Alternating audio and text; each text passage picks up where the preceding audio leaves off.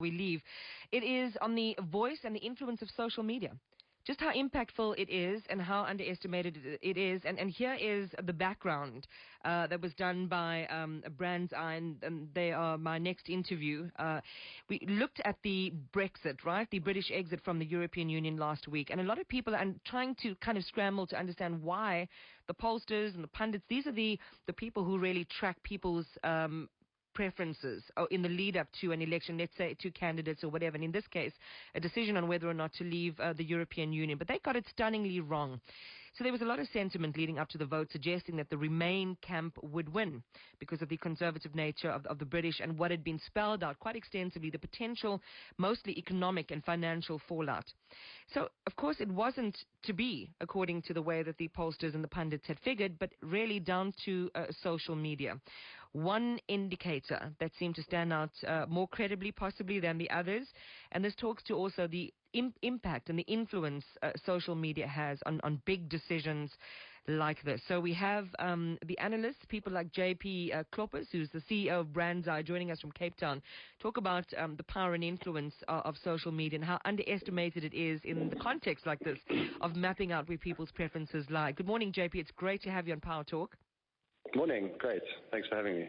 All right, so what did you make of, our basket of analytical tools to determine where we would be? And these are important things in predicting how things would turn out, where the traditional, pollsters and pundits and so on seem to have gotten it wrong, and the influence of social media in tracking this decision. Yeah, I think it caught us by surprise as well, to be honest. Yeah. We come from the world of social media and more specifically the technology of how do you harness that power. And I think for many people over the years, social media has almost been, okay, but how do we understand it? What does it mean? How do you actually make sense of millions of conversations? And we play more in that world. But I think we've always had this intrinsic belief that how people feel today influences what they do tomorrow. And we've kind of always been looking for the opportunities to tell that story. And so when Brexit came along, thought, well, let's just track how are people in the UK feeling about this? Not what hashtags are they using or any of that stuff, more how do they feel? What do they talk about when they talk to each other? So we kind of plugged that conversation into our system. And amazingly, on Wednesday, when the results came out, we realized, hang on, 60% of people are saying that they want to leave, and that was for us truly shocking. So we thought, hang on, let's actually put this out there, at least take a risk, and maybe it'll be good for us and not so good for everyone else. But yeah. At least let's get the social media voice to the forefront so that people actually can make sense and make better decisions on what the consumers are saying. You know what's interesting in your research, JP Kloppers, is that, you talk about how algorithms are used to create a sense or generate a sense of where people are headed. But machines, as you write and as your research suggests, fail to understand sarcasm and nuance, especially in the social media context. So it's going to take a different way to analyze what people are saying to determine in which direction they're moving. Correct, yeah. Yeah. And so how do you do that? I mean, how do you then kind of sift through all of this and figure out, while there might not be the use of a word like yes or no, this is where people are going? We've got what we call the BrandsEye Crowd. It's a bespoke crowdsourcing platform that helps our machines learn from local people. So to kind of spell it out, we've got literally hundreds and thousands of people around the world who speak the local languages in those areas. So if we're wanting to measure the Turkish elections or a brand in the UK, we have local people there who help our algorithms understand what those people are saying. So in the UK, we would be asking people, is this person, so somebody goes on and tweets and says, well, David Beckham just said we should remain, so let's remain. But he's clearly being sarcastic. And if you go and look at his profile, you realize he actually voted leave. So we have people who then answer the question, is this person expressing an opinion that they want to leave or remain? And it's a human understanding another human, which I think is critical, particularly in this kind of an environment, rather than a computer trying to understand a human, which as good as technology in the world is today, it's not that good yet. Yeah, I think it's the one frontier that has eluded scientists. Is how do you measure or how do you get machines to understand emotion? Exactly. Beyond chemical secretions in one's body chemistry and so on, to actually understand, as you say, things like sarcasm, wit, and nuance.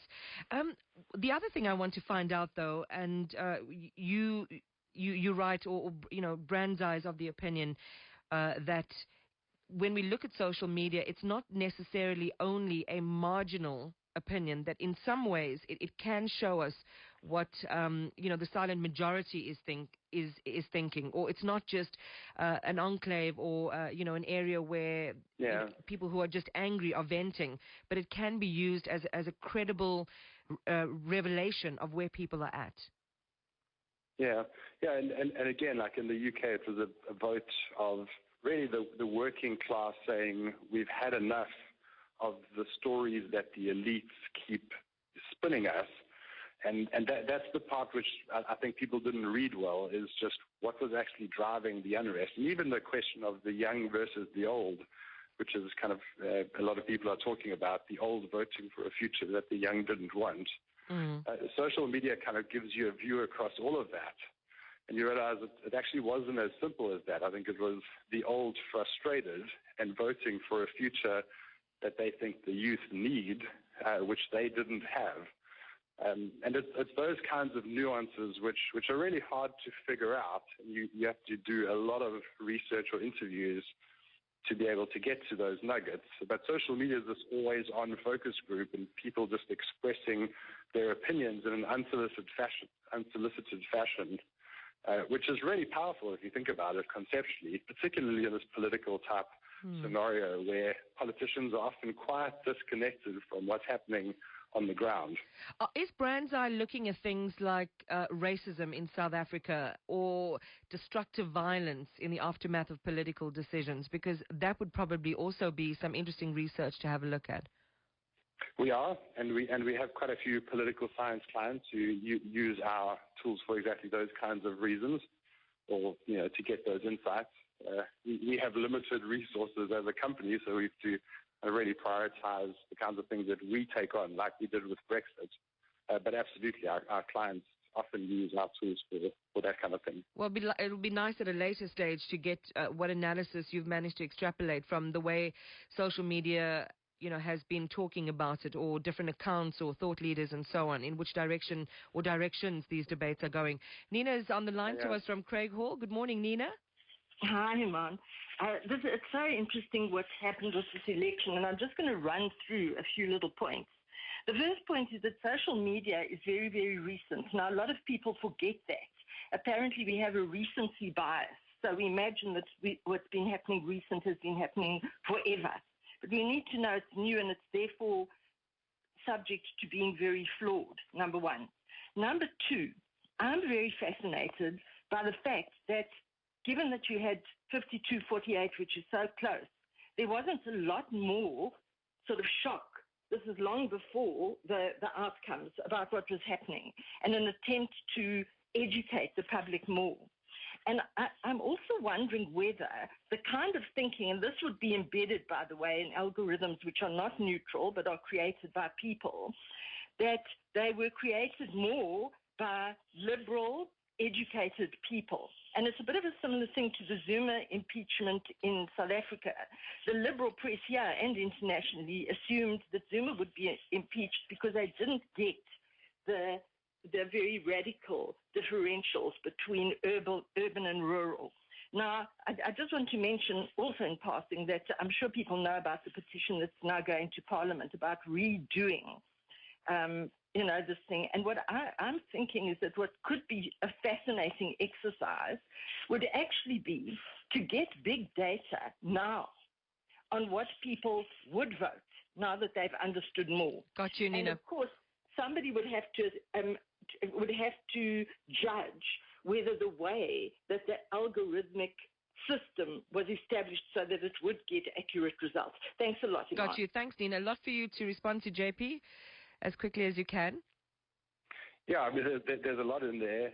I think social media is new. Absolutely, it's in many cases less than 10 years old. So everybody's still trying to figure out what do we do with this and how do we use it. But I think it's also fair to say that it's come of age. I think it's certainly clear from Brexit that this is not something to ignore anymore or to kind of put into a social media corner and out of the mainstream analytics of what people are doing. On the second point there around the algorithms, I think you're absolutely right. On the one hand, algorithms are created by people, but I think more importantly, they're created off of training data. And that training data is really critical in helping an algorithm understand any new data that comes into its environment. So where your training data is created in the lab or created with a bias for whatever reason, it will affect the algorithm's ability to read something. Can I just ask, and we literally have a minute or more less, you write about the run-up to the U.S. presidential elections, and this is an arena where social media analysis is going to become more important than ever. And I know in the South African context around Oscar Pistorius, we had a great deal of social media analysis, and there were all kinds of, you have a map of the world, for example, who's talking the most about Oscar Pistorius in countries other than South Africa. That was very revealing. And also you had a poll about whether people thought he was whether he was guilty or whether he was not guilty. And that was well documented from sort of world map reflection of social media conversations.